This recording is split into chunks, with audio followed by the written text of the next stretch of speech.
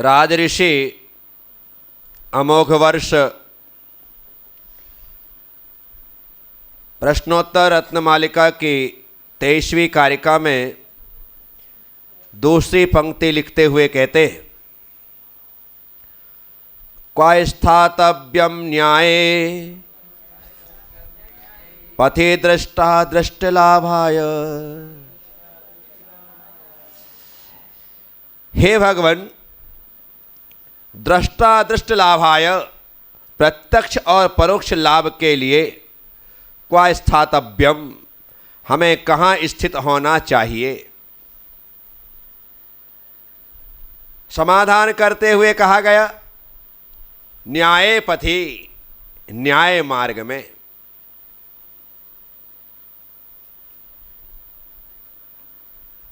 न्याय का मार्ग एक ऐसा मार्ग है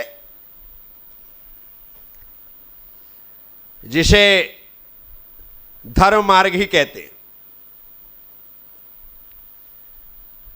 शब्द न्याय है लेकिन भाव धर्म है।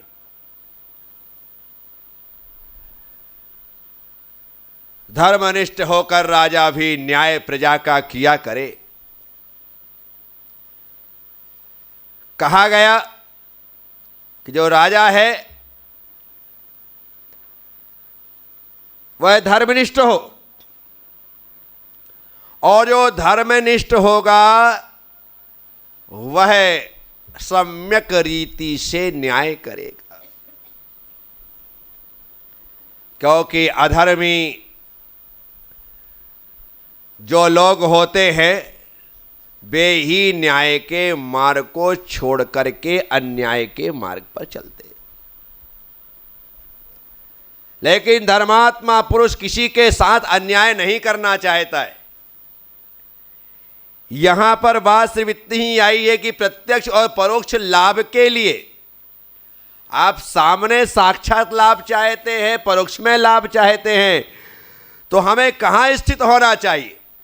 ऐसा कौन सा स्थान है जहां पर खड़े होने से प्रत्यक्ष और परोक्ष दोनों प्रकार के लाभ इस जीव को होते।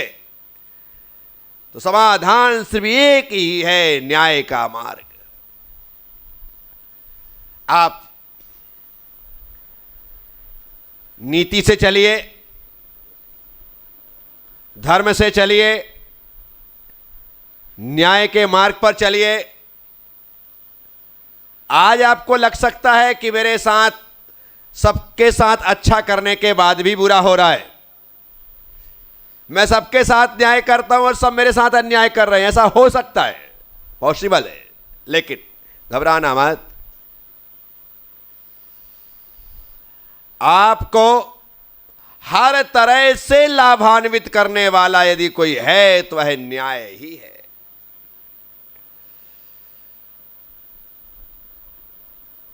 इसीलिए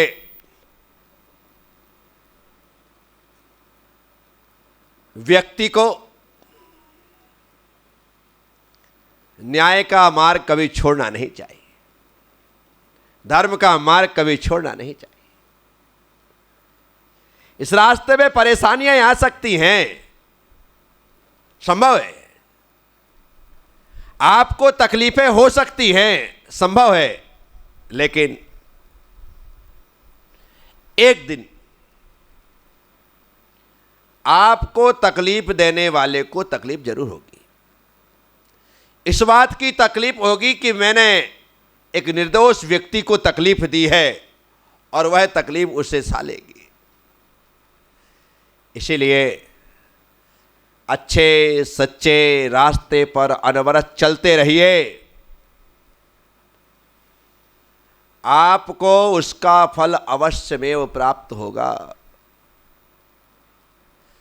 देरी लग सकती है क्योंकि रास्ते में इतने गति अवरोधक हैं, उन सबको पार करते हुए मंजिल तक पहुंचना मजाक थोड़ी है।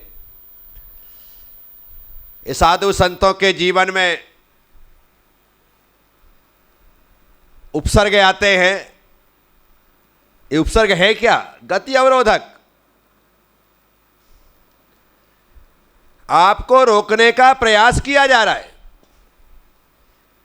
क्योंकि रोकने वाले को पता है कि आप जहां जा रहे हैं वह परम धाम है, आप जहां जा रहे हैं वह सुख का स्थान है, आप जहां जा रहे हैं वह पाना मतलब अपने आप को सिद्धत्व की श्रेणी में शामिल कर लेना है।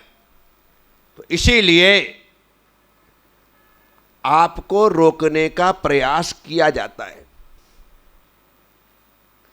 पद्म पुराण जी पढ़ते हैं तो रावण बैठ कर के मंदिर में विद्या सिद्ध कर रहा है। वह विद्या सिद्ध करके शक्तिशाली ना हो जाए इस कारण से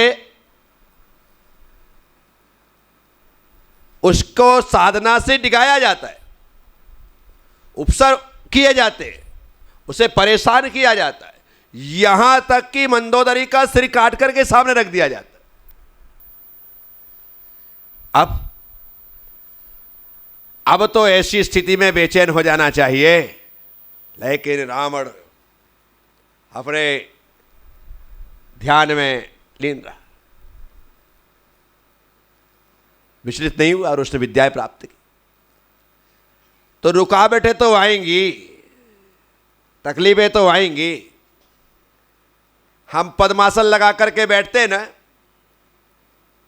तो आसन लगाने के 2, 3, 4 मिनट बाद ही पैर शून्य हो जाता है, झुनझुनी चढ़ जाती है। ये झुनझुनी क्या है? ये शून्यता क्या है? ये बाधा है। आप यदि घबरा करके पैर को नीचे कर लेते हैं तो आपकी आसन खंडित हो गई, और आप यदि उसे 2 मिनट सहन कर लेते हैं तो आपको कोई तकलीफ नहीं होगी, पैर की झंझनाहट समाप्त हो जाती है। वो 2 मिनट का ही खेला है, यदि आपने उसमें अपने आप को जीत लिया तो आप आगे। तो इसीलिए यहां पर कहा जा रहा है प्रत्यक्ष और परोक्ष लाभ के लिए कहां स्थित होना चाहिए। तो बस एक ही बात है, न्याय का मार्ग एक ऐसा मार्ग है जहां स्थिर होने से प्रत्यक्ष और परोक्ष दोनों प्रकार के लाभ प्राप्त होते हैं। तो हम सब लोग इन सूत्रों को पढ़ते हुए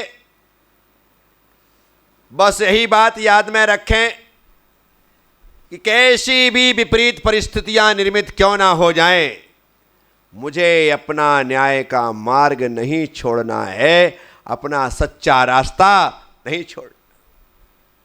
हमारे मन में जो दुष्ट विकल्प पैदा होते, हमारे मन में कभी कभी जो दुर्भावनाएं पैदा होती, वो दुर्भावनाएं, वो दुष्ट विकल्प है क्या? वो बाधा है, बस उसे समाप्त करना है। आप अपने अच्छे रास्ते को मत छोड़ देना।